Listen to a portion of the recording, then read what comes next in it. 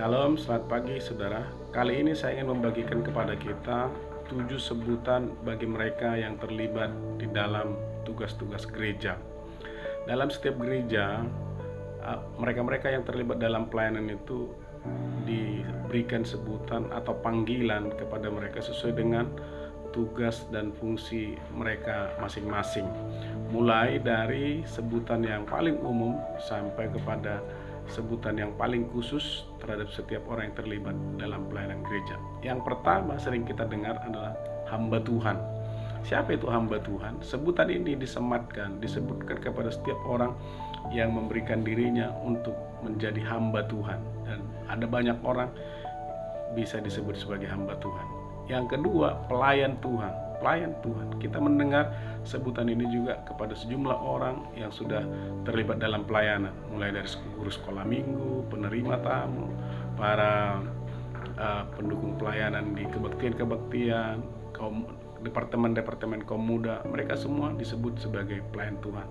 Yang ketiga adalah sebutan diaken. Beberapa gereja menggunakan sebutan diaken, atau di gereja yang lain digunakan kata sintua.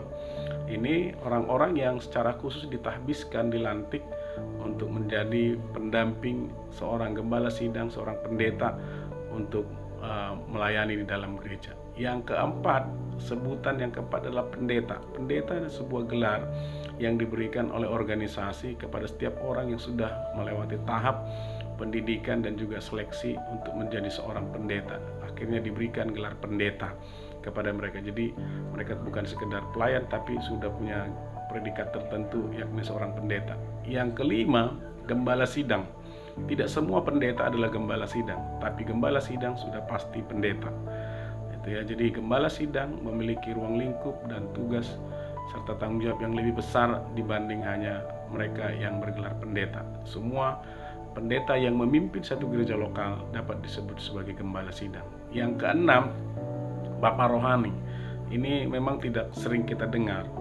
Bapak Rohani adalah seorang hamba Tuhan, apakah dia seorang pendeta, seorang gembala yang memenangkan, menobatkan satu jiwa dan membuat jiwa itu bertumbuh di dalam iman dan terlibat dalam pelayanan. Jadi bisa disebut sebagai Bapak Rohani. Pada jemaat di Korintus, Paulus berkata, sebab sekalipun kamu mempunyai beribu-ribu pendidik dalam Kristus, kamu tidak mempunyai banyak bapa.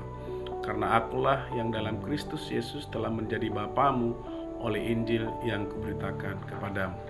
Paulus berkata kepada jemaat Korintus bahwa dialah bapa rohaninya, oleh karena dialah yang pertama sekali membawa berita Injil ke Korintus dan memenangkan begitu banyak jiwa di sana, menjadi petobat-petobat baru.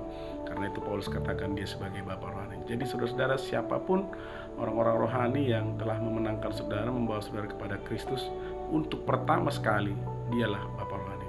Yang ketujuh, silakan tuliskan di kolom komentar sebutan apa lagi yang ada di gereja kita masing-masing tentang setiap orang yang terlibat dalam pelayanan gereja. Saya tunggu komentarnya. Tuhan Yesus memberkati. Shalom.